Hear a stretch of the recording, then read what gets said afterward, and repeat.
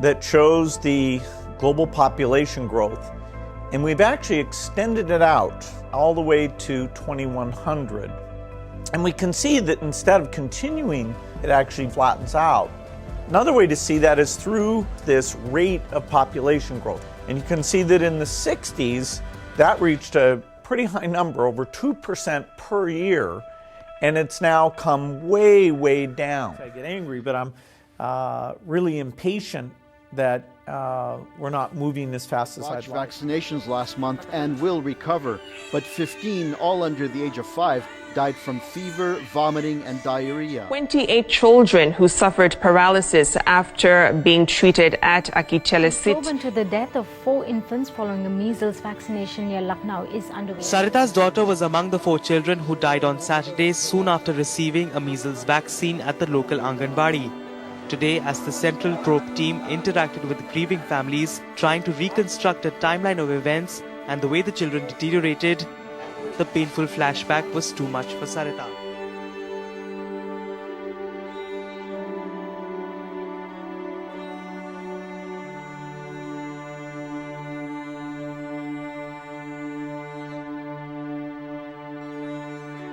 Are mandating vaccines. The Pentagon is moving to make COVID-19 vaccinations required for all department employees. Targeted community-by-community, door-to-door outreach to get remaining Americans vaccinated by ensuring they have the information they on that need. rule in New York now where the mayor says if you're not vaccinated, you can't go to an indoor restaurant, a gym, or a show. Does the White House think that that is fair to people who may have a religious reason for not wanting the vaccine or who might just be waiting for the FDA to approve it fully before they get it? The administration and the White House and the president support steps by localities to take steps to protect people in their states and their Cities communities. and counties are staffing strike teams to help vaccinate people who cannot get to clinics and drive-through sites on their own. King 5's Ted Land tonight followed a crew from the Seattle Fire Department. He joins us live. And Ted, we're hearing that they're working 7 days a week on this, right? Yeah, Mark, that's what it takes to vaccinate the most at-risk patients as quickly as possible. You have to go right to their homes. Seattle's doing a pretty good job of this effort. Some other cities and counties, they're just getting started. I want you to remember that no bastard ever won a war by dying for his country. He won it by making the other poor dumb bastard die for his country. Men, all this stuff you've heard about America not wanting to fight, wanting to stay out of the war, is a lot of horse dung. Americans traditionally love to fight. All real Americans love the sting of battle. When you were kids, you all admired the champion marble shooter, the fastest runner, big league ball players, the toughest boxers. Americans love a winner and will not tolerate a loser. Americans play to win all the time. I wouldn't give a hoot in hell for a man who lost and laughed.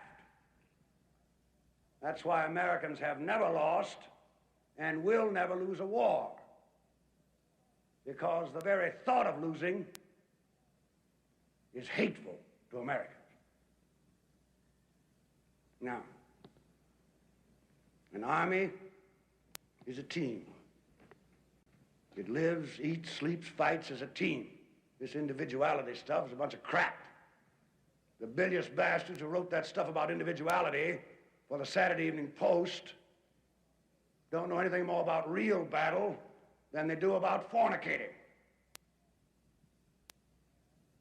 Now, we have the finest food and equipment, the best spirit, and the best men in the world. You know, by God, I actually pity those poor bastards we're going up against. By God, I do. We're not just going to shoot the bastards. We're going to cut out their living guts and use them to grease the treads of our tanks. We're going to murder those lousy Hun bastards by the bushel. Now, Some of you boys, I know, are wondering whether or not you'll chicken out under fire. Don't worry about it. I can assure you that you will all do your duty. The Nazis are the enemy. Wade into them. Spill their blood. Shoot them in the belly. When you put your hand into a bunch of goo that a moment before was your best friend's face, you'll know what to do. Now, there's another thing I want you to remember. I don't want to get any messages saying that we are holding our position. We're not holding anything. Let the Hun do that. We are advancing constantly, and we're not interested in holding on to anything except the enemy. We're going to hold on to him by the nose, and we're going to kick him in the ass. We're going to kick the hell out of him all the time, and we're going to go through him like crap through a goose. Now, there's one thing that you men will be able to say when you get back home, and you may thank God for it. 30 years from now, when you're sitting around your fireside with your grandson on your knee, and he asks you, what did you do in the Great World War II? You won't have to say, well, I shoveled shit in Louisiana.